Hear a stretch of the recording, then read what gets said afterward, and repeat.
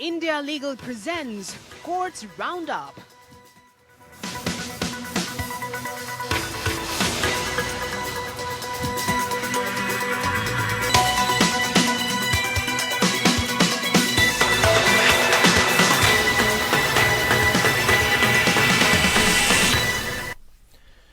नमस्कार, मैं हूं आपके साथ रविंद्र सिंह। कोर्ट्स राउंडअप में आपका स्वागत है। इस बुलेटिन में अगले आधे घंटे में हम आपको कोर्ट से जुड़ी तमाम छोटी बड़ी खबरों से रूबरू करवाएंगे।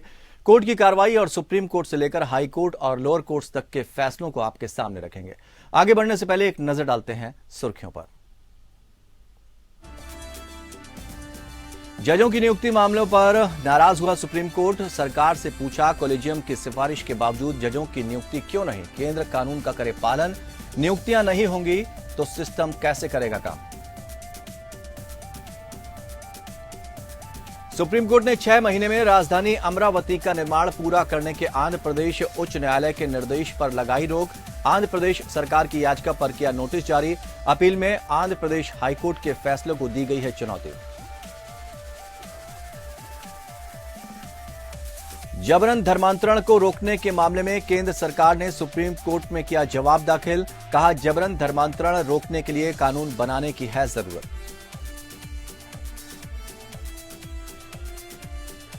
दिल्ली हाईकोर्ट ने डीडीसी उपाध्यक्ष जैस्मीन शाह को हटाने पर दिल्ली उपराज्यपाल से मांगा जवाब। पद के गलत इस्तेमाल का है आरोप।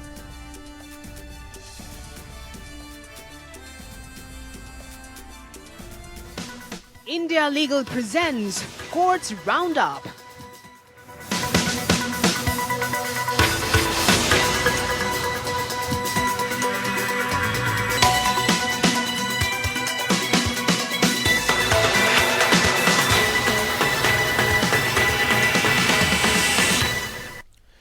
सुप्रीम कोर्ट ने 6 महीने में राजधानी अमरावती का निर्माण पूरा करने के आंध्र प्रदेश उच्च न्यायालय के निर्देश पर रोक लगा दी है। न्यायालय ने आंध्र सरकार की अपील पर नोटिस जारी किया। अपील में आंध्र प्रदेश उच्च न्यायालय के 3 मार्च के फैसले को चुनौती दी गई थी, जिसमें राज्य द्वारा प्रस्तावित 3 राजधानियों की बजाय अमरावती को राज्य की एकमात्र राजधानी घोषित किया गया था।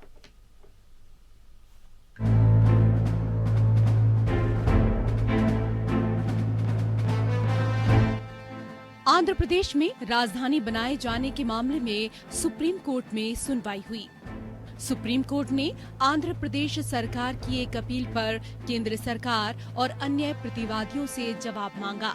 अपील में आंध्र प्रदेश उच्च न्यायालय के 3 मार्च के फैसले को चुनौती दी गई थी, जिसमें अमरावती को राज्य की एकमात्र राजधानी घोषित किया गया था। वाईएस जगनमोहन रेड्डी के नेतृत्व वाली सरकार ने राज्य के सभी हिस्सों में विकास सुनिश्चित करने के लिए विभिन्न शहरों में 3 राजधानियां बनाने का फैसला किया था। 3 राजधानियों को अपनी योजनाओं को पुनर्जीवित करने के लिए राज्य ने उच्च न्यायालय का रुख किया था। याचिकाकर्ताओं की ओर से वरिष्ठ वकील के वेणुगोपाल ने कहा, यह विधायिका का एक अधिनियम है।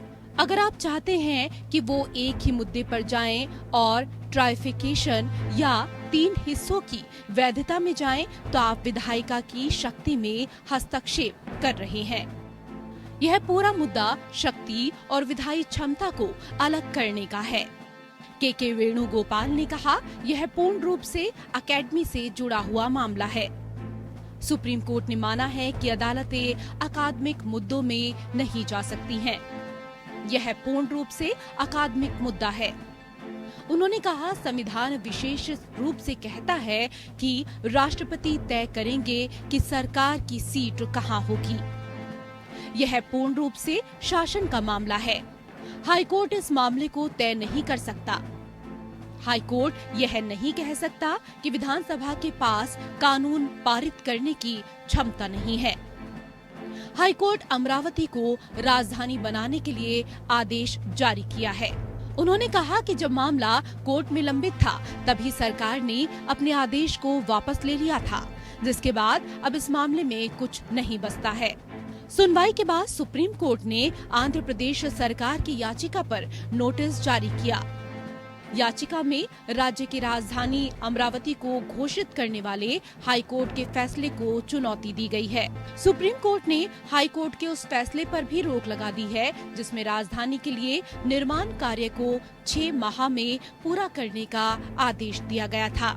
यह आदेश हाई कोर्ट ने 3 मार्च को दिया था।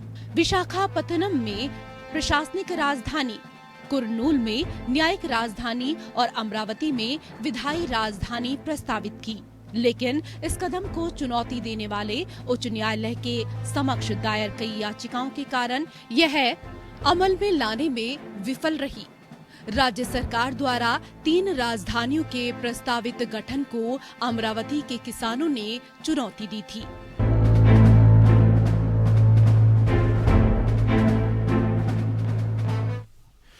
सुप्रीम कोर्ट ने जजों की नियुक्ति के लिए कॉलेजियम द्वारा दोहराई गई सिफारिशों को पास नहीं करने के केंद्र के प्रति नाराजगी जाहिर की है। पीठ की अध्यक्षता कर रहे जस्टिस संजय किशन कौल ने कहा, मुद्दा यह है कि नामों को मंजूरी नहीं दी जा रही है, सिस्टम कैसे काम करेगा। बेंच सुप्रीम कोर्ट कॉलेजियम द्वारा दोहराए गए 11 नामों को मंजूरी नहीं देने के खिलाफ 2021 में एडवोकेट्स एसोसिएशन बेंगलुरु द्वारा दायर एक अवमानना याचिका पर यह जो बेंच है वो विचार कर रही थी। एसोसिएशन ने तर्क दिया कि केंद्र का आचरण पीएलआर प्रोजेक्ट्स लिमिटेड बनाम महानदी कोलफील्ड्स प्राइवेट लिमिटेड के निर्देशों का घोर उल्लंघन है, जिसमें सुप्रीम कोर्ट ने निर्देश दिया था कि कॉलेजियम द्वारा दोहराए गए नामों को केंद्र द्वारा 3 से 4 सप्ताह के भीतर मंजूरी दी जानी चाहिए। कॉलेजियम की सिफारिश के बावजूद हाईकोर्ट और सुप्रीम कोर्ट में जजों की नियुक्ति नहीं होने के मामले में सुप्रीम कोर्ट में सुनवाई हुई। सुप्रीम कोर्ट में जस्टिस संजय किशन कौल की अध्यक्षता वाली बेंच ने केंद्र सरकार से नाराजगी जाहिर करते हुए कहा, ऐसा लगता है कि सुप्रीम कोर्ट द्वारा नेशनल जुडिशियल अपॉइंटमेंट्स कमीशन या एनजेएसी के रद्द किए जाने से सरकार खुश नहीं है। पीठ की अध्यक्षता कर रहे जस्टिस संजय किशन कौल ने कहा कि क्या नेशनल जुडिशियल अपॉइंटमेंट्स कमीशन या एनजेएसी के लागू न होने पर सरकार के असंतोष के कारण सिफारिशों को रोका जा रहा है। कोर्ट ने कहा, केंद्र सरकार अगर जजों की नियुक्ति पर बैठी रहेगी तो सिस्टम कैसे काम करेगा। जस्टिस कौल ने कहा कि सिफारिशों को रोकना अक्सर पूरे सिस्टम को हताश कर देता है। उन्होंने कहा कि कई सक्षम वकील और न्यायाधीश नियुक्ति प्रक्रिया में अनिश्चितता के कारण निराश हैं। जस्टिस कौल ने आगे ये भी कहा कि सरकार इसका समाधान करे, हमें न्यायिक पक्ष पर फैसला करने के लिए विवश न करे। कोर्ट ने कहा कि कॉलेजियम के मसले पर अभी तक की मीडिया रिपोर्ट्स को नजरअंदाज करते हुए हम कुछ नहीं कह रहे हैं। आगे हम इस मसले पर कुछ नहीं करेंगे, अब आप देखेंगे। अगर जरूरत हुई तो हमेशा फैसला जरूर ले सकते हैं। कोर्ट ने अटॉर्नी जनरल और सॉलिसिटर जनरल से कहा कि वो सरकार को ये सुनिश्चित करने की सलाह दें कि देश के कानून का पालन किया जाए। बेंच ने कहा कि अच्छे लोगों को बेंच में शामिल होना चाहिए और नियुक्तियों में समय सीमा का पालन करना चाहिए जब तक कि कोई अपवाद ना हो। जस्टिस संजय किशन कौल ने सुनवाई के दौरान ये भी टिप्पणी की कि चीजों को करने के लिए एक दिन में भी हो सकती हैं और ना करने के लिए महीनों में भी नहीं हो सकती। पीठ ने आदेश में कहा, अगर हम विचार के लिए लंबित मामलों की स्थिति को देखते हैं तो सरकार के पास 11 मामले लंबित हैं, जिन्हें कॉलेजियम ने मंजूरी दे दी थी और अभी तक नियुक्तियों का इंतजार कर रहे हैं। इसका तात्पर्य ये है कि सरकार न तो व्यक्तियों की नियुक्ति करती है और न ही नामों पर अपनी आपत्ति, यदि कोई हो, के बारे में सूचित करती है। हालांकि सुप्रीम कोर्ट इस मामले पर 8 दिसंबर को अगली सुनवाई करेगा। Bureau report, APN news. लोगों को डरा धमकाकर और लालच देकर जबरन उनका धर्मांतरण कराने की घटनाओं पर अब सरकार सख्त कदम उठाने वाली है। सुप्रीम कोर्ट में इस मसले को एक याचिका के तहत उठाया गया। इस याचिका पर सरकार ने अपना जवाब पेश करते हुए कहा कि हम धर्म परिवर्तन के खिलाफ हर जरूरी कदम उठाएंगे। धर्मांतरण पर रोक लगाने की मांग वकील अश्विनी उपाध्याय ने सुप्रीम कोर्ट में याचिका दायर कर की थी। उनकी इसी याचिका पर अब केंद्र सरकार ने अपना जवाब यानी हलफनामा दाखिल किया है। सरकार ने अपने हलफनामे में कहा कि वो इस मसले की गंभीरता और इसको रोकने के लिए कानून की जरूरत को समझती है। सरकार ने यह भी कहा कि याचिका में रखी गई मांग को गंभीरता से लेते हुए जो जरूरी होगा वो किया जाएगा। जबरन धर्मांतरण को रोकने की मांग मामले में सुप्रीम कोर्ट में सुनवाई हुई। अदालत में केंद्र ने कहा है कि जबरन धर्मांतरण के खिलाफ कानून बनाने के लिए कदम उठाए जाएंगे। इस मामले में सोमवार को सुप्रीम कोर्ट में केंद्र सरकार ने जवाब दाखिल किया है। केंद्र सरकार ने जबरन धर्मांतरण से जुड़ी याचिकाओं पर जवाब दाखिल करते हुए ये जवाब दिया है। केंद्र ने कहा है, सरकार मुद्दे की गंभीरता से अवगत है। केंद्र ने अपने जवाब में कहा है कि धर्म का पालन करने की स्वतंत्रता के मौलिक अधिकारों में दूसरे लोगों को धर्मांतरित करने का अधिकार शामिल नहीं है। केंद्र सरकार ने अपने हलफनामे में कहा है कि वो इस मसले की गंभीरता और इसको रोकने के लिए कानून की जरूरत को समझती है। याचिका में रखी मांग को गंभीरता से लेते हुए जरूरी कदम उठाया जाएगा। केंद्र सरकार का कहना है कि पब्लिक ऑर्डर राज्य सूची का विषय है। केंद्र भी गंभीरता से इसे लेते हुए जरूरी कदम उठाएगा। वहीं केंद्र ने यह भी बताया कि धर्मांतरण को लेकर ओडिशा, मध्य प्रदेश, गुजरात, छत्तीसगढ़, झारखंड, उत्तराखंड, उत्तर प्रदेश, कर्नाटक, हरियाणा राज्यों ने विभिन्न तरीकों के जरिए कराए जाने वाले धर्मांतरण को रोकने के लिए कानून भी बनाया है। Justice MR. शाह की अध्यक्षता वाली बेंच में मामले की सुनवाई के दौरान आज सॉलिसिटर जनरल तुषार मेहता ने कहा, हमने इस मामले पर सुप्रीम कोर्ट में अपना जवाब दाखिल कर दिया है और हम उस पर कायम हैं। वहीं इस मामले में एक हस्तक्षेप याचिका दाखिल करने वालों की तरफ से संजय हेगड़े ने इस याचिका का विरोध करते हुए कहा कि ये मामला रेस जुडिकाटा के तहत आता है, यानी अगर किसी विषय पर अंतिम निर्णय दिया और उसके आगे उसके लिए अपील नहीं की जा सकती तो ये मामला फिर से उसी न्यायालय या किसी दूसरे न्यायालय में नहीं उठाया जा सकता। वकील संजय हेगड़े ने कहा कि ऐसी याचिका पहले 3 जजों की पीठ खारिज कर चुकी है। हाई कोर्ट ने केंद्र सरकार को अन्य राज्यों से जानकारी लेकर विस्तृत हलफनामा दाखिल करने को कहा है। सुप्रीम कोर्ट 5 दिसंबर को इस मामले में सुनवाई करेगा। दरअसल सुप्रीम कोर्ट में जबरन धर्मांतरण के खिलाफ कानून बनाने की मांग को लेकर याचिका दाखिल की गई है। याचिका में केंद्र और राज्यों को जबरन या धोखाधड़ी के जरिए धर्मांतरण को रोकने के लिए कड़े कदम उठाने के लिए कानून बनाने की मांग की गई है। इस याचिका पर जस्टिस शाह और जस्टिस हेमा कोहली की बेंच सुनवाई कर रही है। याचिकाकर्ता अश्विनी उपाध्याय का दावा है कि ये समस्या पूरे देश में है। Bureau report. देश भर के स्कूलों में 6 से 12वीं कक्षा में पढ़ने वाली लड़कियों को मुफ्त सैनिटरी पैड मुहैया कराने का निर्देश देने वाली याचिका पर सुप्रीम कोर्ट ने केंद्र सरकार को नोटिस जारी किया है। सीजेआई ने याचिका पर सुनवाई के दौरान कहा कि याचिका में युवा छात्राओं की स्वच्छता के मुद्दे को उठाया गया है। सॉलिसिटर जनरल इस मामले में अदालत की सहायता करें। सुप्रीम कोर्ट जनवरी के तीसरे हफ्ते में इस मामले की सुनवाई करेगा। याचिकाकर्ता ने कहा कि गरीब पृष्ठभूमि से आने वाली 11 से 18 वर्ष की आयु की किशोरियों को गंभीर कठिनाइयों का सामना करना पड़ता है। याचिका में भारत सरकार और राज्यों को 6ठी से 12वीं कक्षा तक पढ़ने वाली लड़कियों को मुफ्त में सैनिटरी पैड मुहैया कराने की मांग की गई है। साथ ही सभी सरकारी सहायता प्राप्त और आवासीय स्कूलों में लड़कियों के लिए अलग शौचालय मुहैया कराने का निर्देश देने की भी मांग की गई है। याचिकाकर्ता मध्य प्रदेश कांग्रेसी नेता जया ठाकुर ने कहा है कि गरीब पृष्ठभूमि से आने वाली 11 से 16 साल की उम्र की लड़कियां अक्सर हाइजीन मेंटेन नहीं कर पाती हैं। याचिका में यह भी कहा गया कि सरकार द्वारा कदम उठाए जा रहे हैं वे पूरे देश में सभी लड़कियों को कवर करने में सक्षम नहीं हैं। याचिका में आगे अदालत से 3 चरणों में जागरूकता कार्यक्रम प्रदान करने के लिए केंद्र और राज्यों को निर्देश देने की प्रार्थना की गई है। सीजेआई डीवाई चंद्रचूड़ और जस्टिस पीएस नरसिम्हा ने कहा, याचिका में युवा छात्राओं की स्वच्छता के मुद्दे को उठाया गया है। सॉलिसिटर जनरल मामले में अदालत की सहायता करें। सुप्रीम कोर्ट ने केंद्र के अलावा राज्यों और केंद्र शासित प्रदेशों को भी नोटिस जारी किया है। अगली सुनवाई जनवरी में होगी। रेप मामले में आरोपी पत्रकार तरुण तेजपाल को सुप्रीम कोर्ट से झटका लगा है। आरोपी ने केस की सुनवाई इन कैमरा यानी कोर्ट के बंद कमरे में हो, जिसको लेकर सुप्रीम कोर्ट में याचिका दायर की थी। कोर्ट ने तरुण तेजपाल की याचिका को खारिज कर दिया। बॉम्बे हाईकोर्ट में मामले की बंद कमरे यानी इन कैमरा सुनवाई नहीं होगी। कोर्ट ने कहा कि आरोपी के पास यह कहने का अधिकार ही नहीं है कि सुनवाई बंद कमरे में हो। हम इस मामले में हाईकोर्ट के फैसले में दखल देने के इच्छुक नहीं हैं। यह भी उन्होंने बताया कि सुप्रीम कोर्ट ने यह फैसला भी हाईकोर्ट पर छोड़ा कि मामले की सुनवाई फिजिकल हो या फिर वर्चुअल कोर्ट में। सुनवाई के दौरान सीजेआई डीवाई चंद्रचूड़ ने कहा कि क्या कोई आरोपी यह दावा कर सकता है कि सुनवाई बंद कमरे में हो, जबकि पीड़िता यह मांग नहीं करती है। प्रावधान कहता है कि जांच जो ट्रायल तक ले जाती है वो बंद कमरे में होगी। हम उस चरण को पार कर चुके हैं। तेजपाल की ओर से वरिष्ठ वकील कपिल सिब्बल ने कहा कि यह एक मीडिया ट्रायल होने जा रहा है। जहां मेरी प्रतिष्ठा दांव पर है। ऐसे में इस मामले की सुनवाई बंद कैमरे में होनी चाहिए। दरअसल तहलका के पूर्व संपादक तरुण तेजपाल सुप्रीम कोर्ट पहुंचे थे। बॉम्बे हाई कोर्ट में मामले की अपील की इन कैमरा सुनवाई की मांग की गई थी इसके तहत, और कहा था कि मामले की सुनवाई बंद कमरे में हो।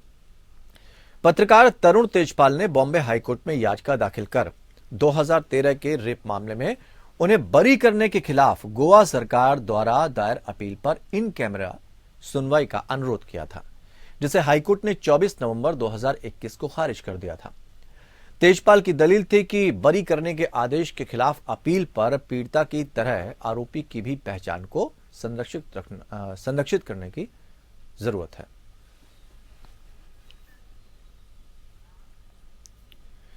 क्या सरफेसी अधिनियम की धारा 14 के तहत पारित जिला मजिस्ट्रेट के आदेश को हाईकोर्ट सीआरपीसी की धारा 482 के तहत रद्द किया जा सकता है? इस मुद्दे को उठाते हुए एक विशेष अनुमति याचिका सुप्रीम कोर्ट के समक्ष दायर की गई है। इस पर सुप्रीम कोर्ट ने नोटिस जारी किया है। इस मामले में मद्रास हाईकोर्ट ने मुख्य metropolitan magistrate court Egmore Chennai द्वारा सरफेसी अधिनियम की धारा 14 या सुरक्षित संपत्ति का कब्जा लेने में सुरक्षित लेनदार की सहायता करने के लिए इसके तहत पारित आदेश को चुनौती देते हुए सीआरपीसी की धारा 482 के तहत दायर एक याचिका की अनुमति दी। अदालत ने याचिकाकर्ता के इस तर्क से सहमति व्यक्त की कि यह आदेश मजिस्ट्रेट द्वारा याचिकाकर्ता को सुनवाई का अवसर दिए बिना पारित किया गया था। सुप्रीम कोर्ट के समक्ष यह तर्क दिया गया कि सरफेसी अधिनियम के तहत जिला मजिस्ट्रेट द्वारा पारित आदेश के खिलाफ सीआरपीसी की धारा 482 के तहत कार्रवाई बिल्कुल भी चलने योग्य नहीं है। जस्टिस एमआर शाह और जस्टिस एमएम सुंदरेश की बेंच ने इस सबमिशन पर ध्यान दिया और मामले में नोटिस जारी किया। इस मुद्दे पर मद्रास उच्च न्यायालय द्वारा परस्पर विरोधी विचार व्यक्त किए गए। उदाहरण के लिए वर्ष 2020 में पारित एक आदेश में उच्च न्यायालय की एक अन्य एकल पीठ ने कहा था कि मुख्य मेट्रोपॉलिटन मजिस्ट्रेट सरफेसी अधिनियम के तहत एक व्यक्तित्व है और उसके आदेशों को धारा 482 सीआरपीसी के तहत चुनौती नहीं दी जा सकती। हाल ही में एक अन्य एकल न्यायाधीश ने पाया कि सरफेसी अधिनियम की धारा 14 के तहत दिए गए आदेश को सीआरपीसी की धारा 482 के तहत उच्च न्यायालय के समक्ष चुनौती दी जा सकती है।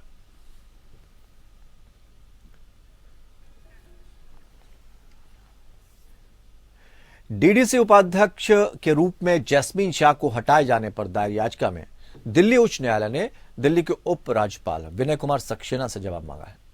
सक्सेना ने 18 नवंबर को मुख्यमंत्री अरविंद केजरीवाल से शाह को दिल्ली के संवाद और विकास आयोग यानी डीडीसी के उपाध्यक्ष के रूप में अपने कर्तव्यों का निर्वहन करने और कार्यालय से जुड़े किसी भी विशेषाधिकार और सुविधाओं का उपयोग करने से रोकने के लिए कहा था। एकल न्यायाधीश न्यायमूर्ति प्रतिभा एम सिंह ने कहा कि यह निर्णय लेने से पहले उपराज्यपाल की प्रतिक्रिया की जांच की जाएगी कि क्या वो इस तरह का आदेश पारित कर सकते थे। न्यायाधीश ने कहा कि वो रिकॉर्ड पर हलफनामे के बिना मुद्दों से नहीं निपट सकती हैं और प्रतिवादियों को सुनवाई की अगली तारीख से पहले हलफनामा दाखिल करने के लिए कहा। अदालत ने दिल्ली के एनसीटी के निदेशक योजना, सरकार और स्थानीय उप विभागीय मजिस्ट्रेट यानी एसडीएम से भी इस मामले में जवाब मांगा है। सिविल लाइंस के एसडीएम द्वारा 17 नवंबर की देर रात शाह के कार्यालय को सील कर दिया गया था।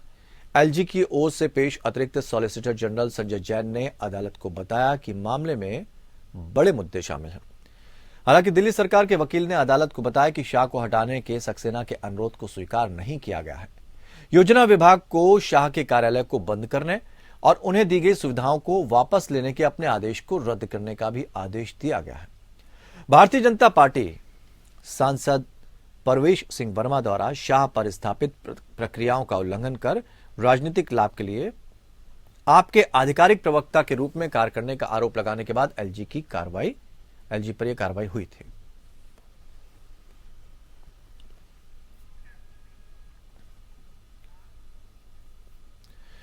दिल्ली हाईकोर्ट ने निजामुद्दीन मरकज में तबलीगी जमात मुख्यालय में सार्वजनिक प्रवेश पर प्रतिबंध जारी रखने के दिल्ली पुलिस के रुख को खारिज करते हुए पुलिस को मरकज निजामुद्दीन की चाबी मौलाना साद को सौंपने का आदेश दिया। अदालत ने इस साल मार्च में रमजान के महीने के दौरान मस्जिद की 5 मंजिलों पर नमाज अदालत करने की अनुमति दी थी। मई में हाईकोर्ट ने मार्च 2020 के बाद पहली बार मस्जिद प्रबंधन को रमजान के महीने के बाद सार्वजनिक प्रवेश की अनुमति दी थी। हालांकि संलग्न मदरसा और हॉस्टल में सार्वजनिक प्रवेश वर्जित है। जस्टिस जसमीत सिंह ने कहा कि चाबियां उसी व्यक्ति को सौंपनी होंगी जिससे वे ली गई थी। अदालत ने कहा, आपने किसी व्यक्ति से कब्जा लिया है, आप या तो उस व्यक्ति को कब्जा वापस कर दें। मैं संपत्ति के स्वामित्व का फैसला नहीं कर रहा हूं, यह मेरे सामने मुद्दा नहीं है। पुलिस ने तर्क दिया कि मूल मालिक संपत्ति पर कब्जे के लिए आगे नहीं आया है। पुलिस ने प्रस्तुत किया कि दिल्ली वक्फ अधिनियम के तहत मुतावली को आगे आना होगा, न कि दिल्ली वक्फ बोर्ड जो कि याचिका करता है। अदालत ने कहा कि वो टाइटल के मुद्दे पर गौर नहीं करेगी। जस्टिस सिंह ने देखा, आपने किसी व्यक्ति से कब्जा ले लिया, आप या तो उस व्यक्ति को कब्जा वापस कर दें। मैं संपत्ति के स्वामित्व के लिए प्राथमिक का फैसला नहीं कर रहा हूं, यह मेरे सामने मुद्दा नहीं है। आप इस तरह कस्टडी में नहीं रख सकते। पुलिस को फटकार लगाते हुए अदालत ने कहा कि आप कब्जे में हैं, आपने किस हैसियत से कब्जा किया है। महामारी रोग अधिनियम के तहत एफआईआर दर्ज की गई है, वो अब खत्म हो गई है। अदालत से पूछा, अगर आप महामारी रोग अधिनियम के तहत कोई संपत्ति लेते हैं और प्राथमिकी दर्ज करते हैं तो उस समय वो जिसके भी कब्जे में थी वो कब्जे के लिए मुकदमा दायर करेगा। जब पुलिस ने कहा कि संपत्ति के मालिक को आगे आना होगा तो अदालत ने मरकज प्रबंधन को पुलिस के पास जाने के लिए कहा। अदालत ने पुलिस से कहा, आप चाबियां सौंप देंगे और जो भी शर्तें होंगी लगाएंगे। अदालत ने यह भी कहा कि इस उद्देश्य के लिए कोई दस्तावेज जमा करने की जरूरत नहीं होगी।